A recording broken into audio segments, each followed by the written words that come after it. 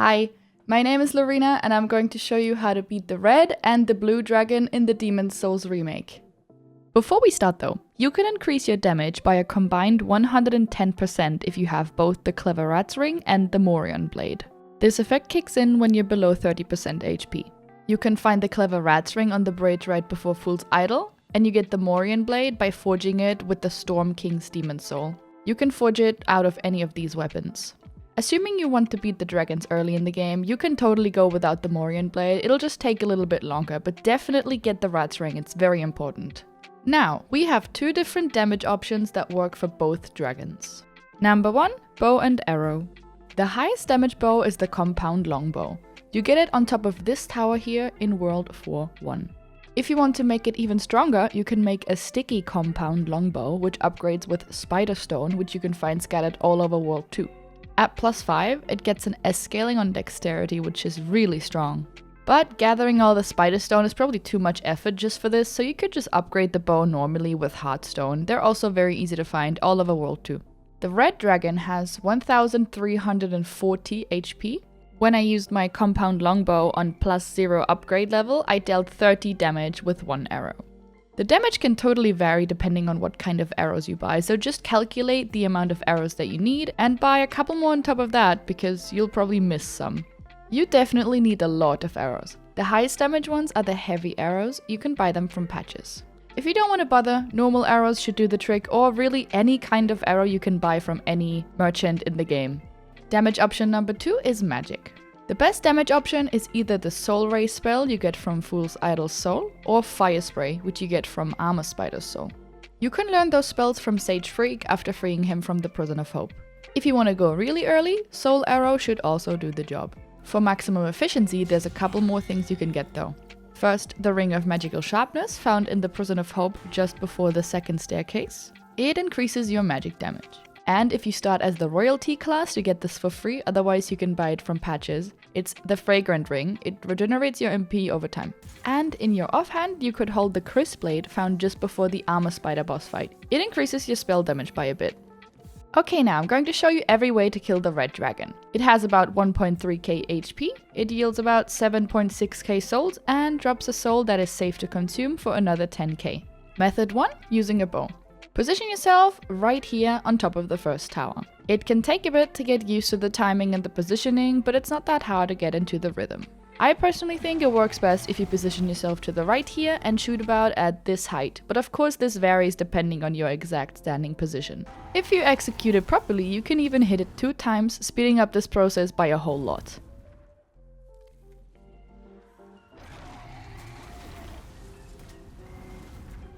Method number 2 is using magic. This one is a little bit trickier than using the bow. You want to stand right about where I am, trying to face towards the dragon's torso when it comes flying low over the bridge. You don't want to hit it while it's high up, you want to hit it when it's pretty much in front of you.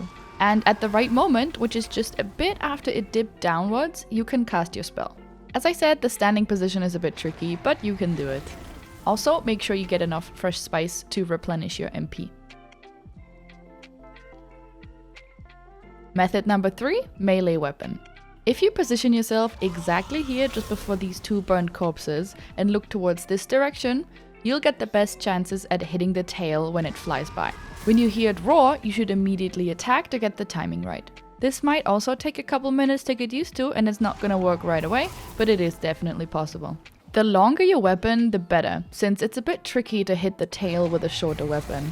But as I demonstrated here, it even works with a falchion with a bit of practice and the right angle. You can totally just use your standard weapon as long as it isn't a short one.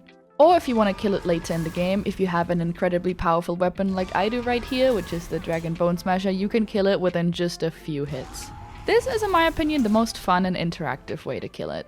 And method number 4, which is probably the easiest way to kill the red dragon, is Poison Cloud.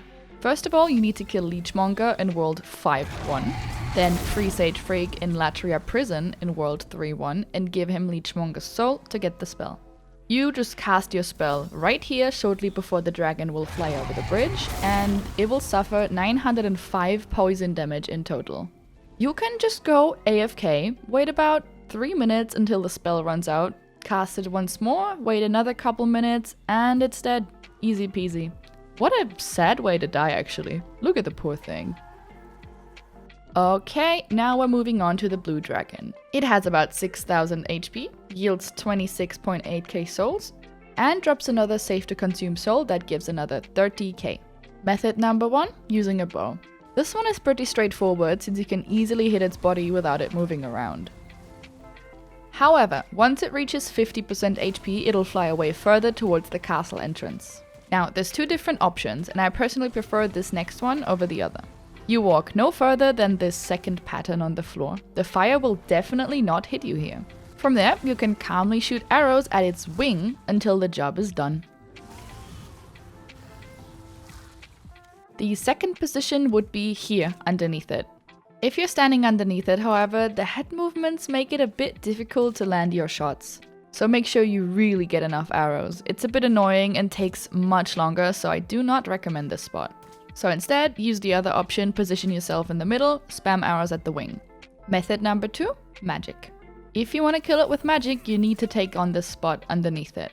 And as I said, the head movement is a bit tricky, but if you stand right here and shoot a spell, whenever its head moves to the left like this, you should be good. Again, make sure to take enough fresh spice with you. You can definitely start shooting the spells at the first part of the area until it then flies away. Just make sure you hit at the right moment, just like this, otherwise the spell will miss. Damage option number 3 is throwing kunai. This is simply for some extra damage aside from using either magic or bow and arrow. I'm sorry, but I didn't get around to record video footage for this one because I'm an idiot and I lost my save file. But all you need to do here is lock onto its head, throw a bunch of kunai and wait until it's poisoned. Repeat the process once the poison ticks stop. You'll probably need a lot of kunai to actually poison it. I think it's about 15. The poison deals 5 damage per second, and you can buy the kunai from Grave Robber Blige. You have to free him from World 4-1 first. And damage option number 4, question mark, is Poison Cloud. So, again, because I lost my save file, I really couldn't be bothered trying to do this. Sorry.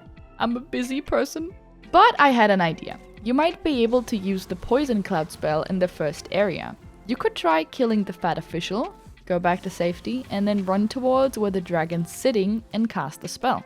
I do not know if this works, but I think it'd definitely be worth a try. So let me know in the comments if you've tried it and it worked. Alright, thank you so much for watching this video. I really would appreciate it if you would hit that subscribe button if you like my content, and like and comment the video to tell me about your experience, and I'll see you in the next tutorial video. Also, I stream live on Twitch almost every day, so if you want to hang out there, you're very welcome to. And yeah, goodbye!